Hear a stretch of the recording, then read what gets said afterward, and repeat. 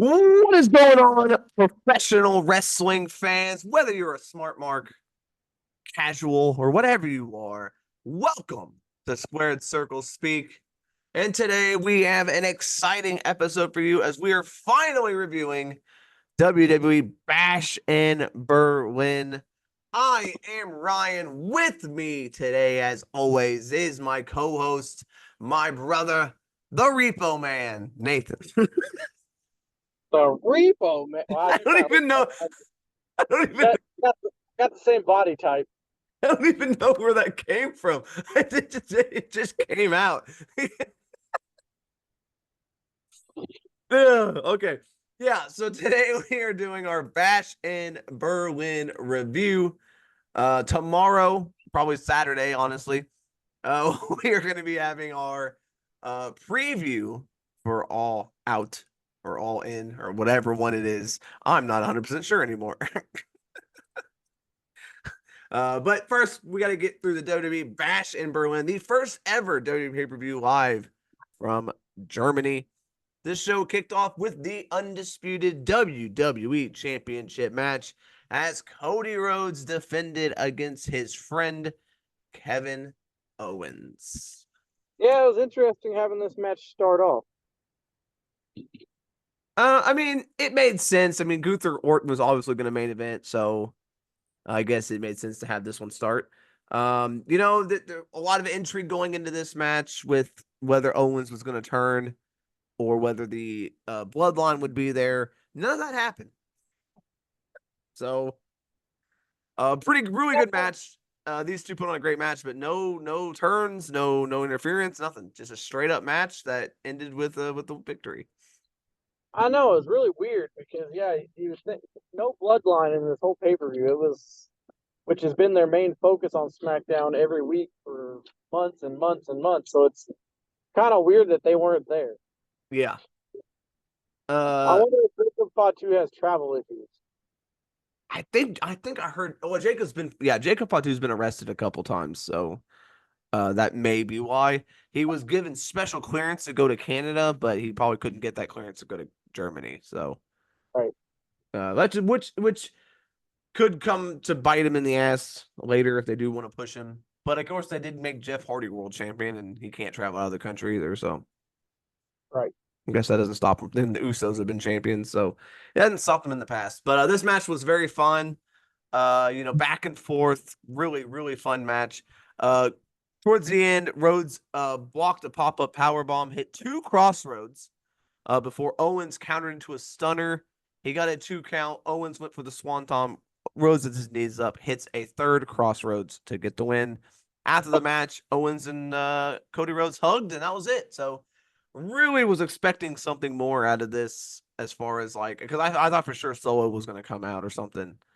Yeah. But So decent match. It was a decent match. It storyline wise and just overall it was just a decent match. There wasn't a whole lot, nothing really progressed.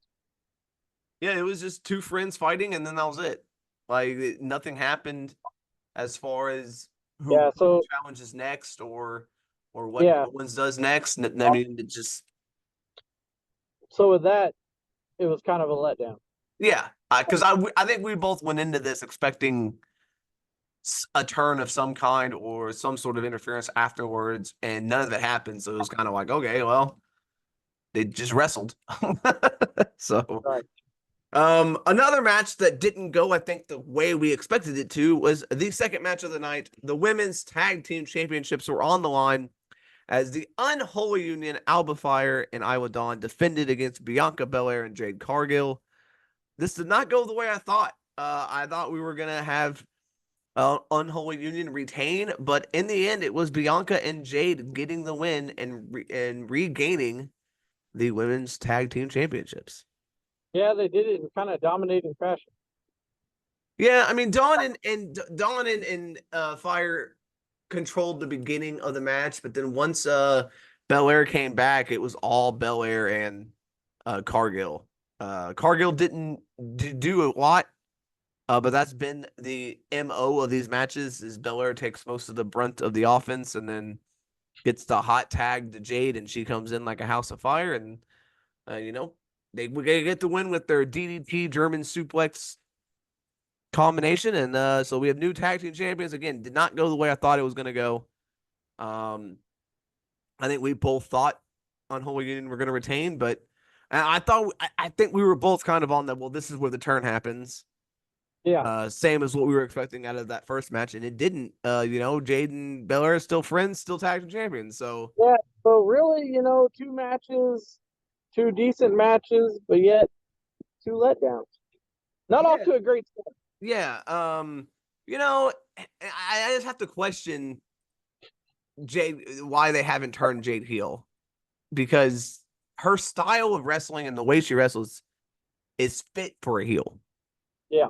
And so it's just weird that they keep her, they're insisting her. I mean, she's getting reactions from the fans. So, I mean, that might have something to do with it, but it's just weird. I guess they're still just going to have Bella mentor her for a while or something or help her out. But I think Jade's fine in the ring. I know she's got a lot of critics, but I think she's fine if they let her be a heel because she works perfectly as a heel. Right. So we'll see. We'll see where this goes now with the tag team titles because back around the waist of Belair and Jade. Third match, probably the most highly anticipated match of the entire show. Obviously, I'm talking about the Strat match, CM Punk and Drew McIntyre. I was very critical of this match before it started in our preview show about how I didn't like the stipulation, how I think the four turnbuckles thing was not the way to go. And I take that back. I think this match was perfectly executed. I think they did everything right with this. And the way it ended was fine because Punk hit him with four go to sleeps and then just kind of walked around and touched the buckle. So, um, I, you know, I think it went the way we kind of thought I was going to go with Punk winning, obviously, to lead to a third match. But this was a perfectly fine strap match. And we actually had Punk get busted open, which was crazy. Yeah. But I think this was fine. I think, they didn't do too much of the whole, oh, I touched three. Oh, he's so close, pulls him away. They didn't do that too often in this match. They only did it a couple times, which I think was fine. Because some Yeah. of these strap matches, they do that like 8 times and it just gets annoying. So Yeah. I think, That helped the match flow. yeah, because you do it too many times, it just gets annoying. This was fine. They did it a couple times. They did the whole, which again, and I think Wade Barrett was on commentary for the show, and I think he put out a very good point because you have to touch them in succession. That is what they say. But how is it legal if Punk's touching him, then McIntyre's touching him behind it? How is that? I don't get that. They're not breaking each other's touches. Okay, because Wade Barrett did the same thing. He was like, "How is this legal?" He's like, "This doesn't make sense." Right, because they weren't hitting each other, so they're not Okay, breaking each I other. guess that makes sense. But yeah, at the end, Punk hit him with four go to sleeps, grabbed the bracelet, and touched the final turnbuckle to win. Uh, however, this would not be the end of this. Raw got crazy. But for now, yeah, they're 1-1. Obviously, we are going to be heading to a third match, and I would assume it's going to be Hell in a Cell, especially after what happens after this show on Raw. So, um, yeah, fun match. I had no problem with this. I think they had the spots of the chairs and the tables and steel posts and all that stuff to and all that. So they did enough, I think, to make it a fun match, exciting, without dragging it too far down with the whole got to touch all four corners, gonna get close, do the near finishes and stuff like that. They limited that, which I think really helped and was a really fun match. I think I could say this was the first match of the show that was not disappointing. Yeah. So our fourth match, the mixed tag team match, Liv Morgan and Dom Mysterio versus Damian Priest and Rhea Ripley. Priest and Rhea kind of dominated for a little bit here, and this new Judgment Day not looking too hot here, Nathan. Yeah, this is another match that definitely didn't go the way we thought it would. They got their ass kicked. Yeah. And yeah, Rhea Ripley dominated the women's world champion. So now it's like she's got to get that title match back, and they got to have a rematch because she just pinned the world champion. And yeah, Dominic Do they Mysterio just he just looks like a punk now. do And so I still don't know if they're going to go after the tag belts. I don't know if that's going to happen or what. But I mean, it's got to end with Priest and somebody going after the tag titles because they're tag team champs. I can't see it ending with just Priest is and it gonna Balor be Jay Uso and and Priest? Priest. I hope not.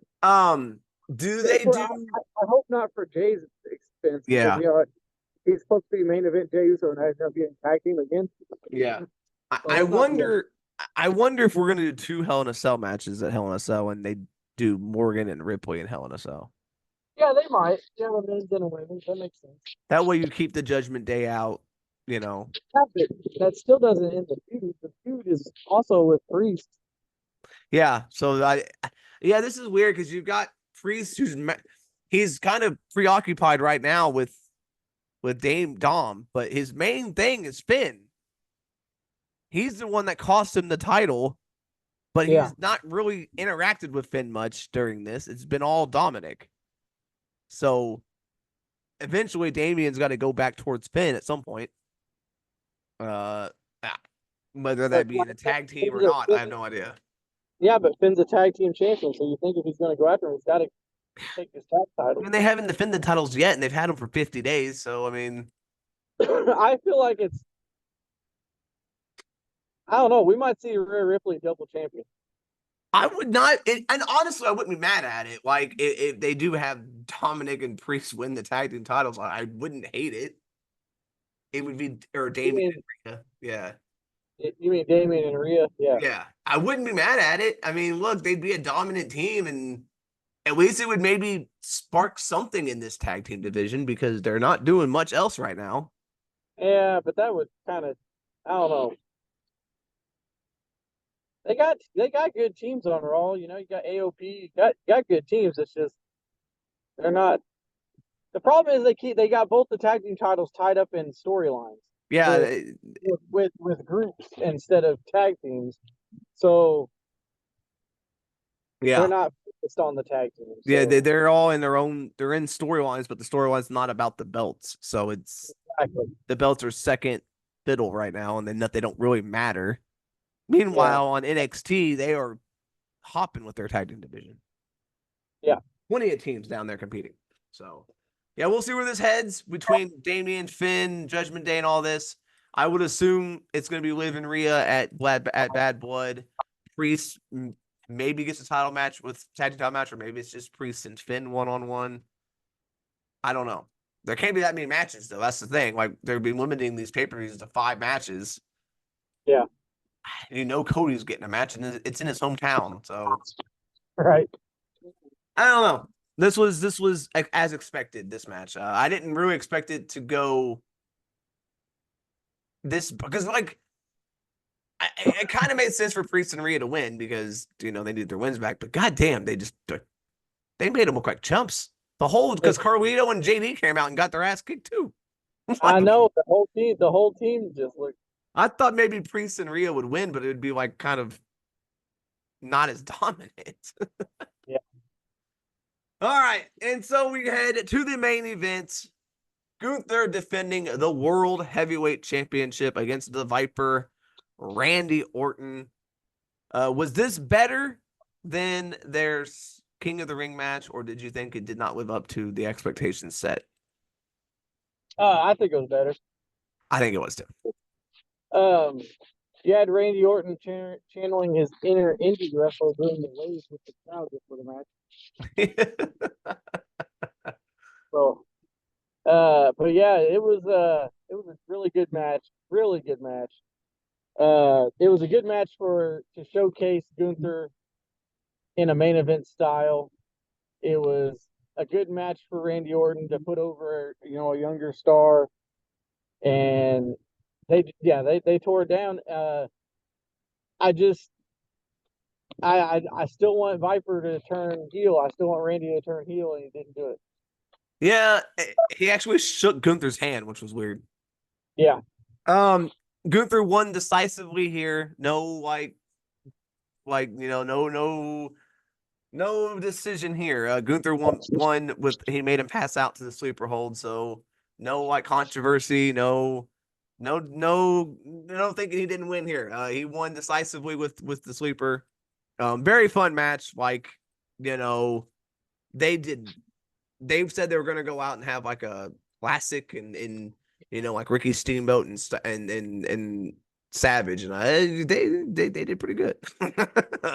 Yeah, Gunther proved that he is a main event talent, and he proved that he can hang main eventing a pay per view. And it wasn't just because it was in his home country. This could have main evented any pay per view at any time and anywhere. Uh, Definitely the best match of the night. Had me on the edge of my seat, even though I expected Gunther to win. There's still a couple moments where it was like, ooh, where could have got it. And so, yeah, this was really fun, back and forth. Um, Gunther kept, uh, kicking out. He kicked out of the RKO, which was out of nowhere, and I thought that was it.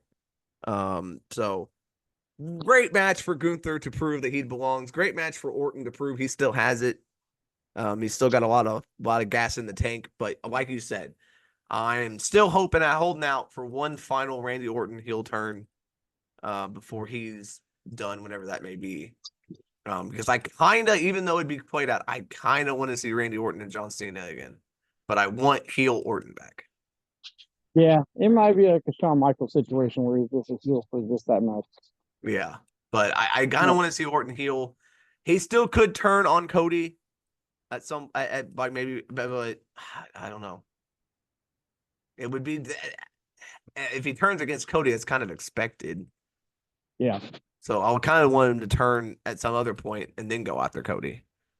But maybe he won't turn at all. Maybe he likes being a heel, a face, and base Orton is weird though. I don't, yeah. I would like to. Maybe I don't think Orton really cares about the chasing the actual history. I think yeah, I think I think he's good being a 14-time champion, but I would like to see Randy. Personally, I would like to see him get closer yeah, to that uh, to that record. But I don't think it's gonna happen. yeah. I've always been an Orton fan. I've always thought his character works always great. And his in ring style was always fantastic, especially as a heel. But so do you think overall that this pay per view was better than No Mercy? Because No Mercy was pretty good too. So it's kind of hard to judge these two.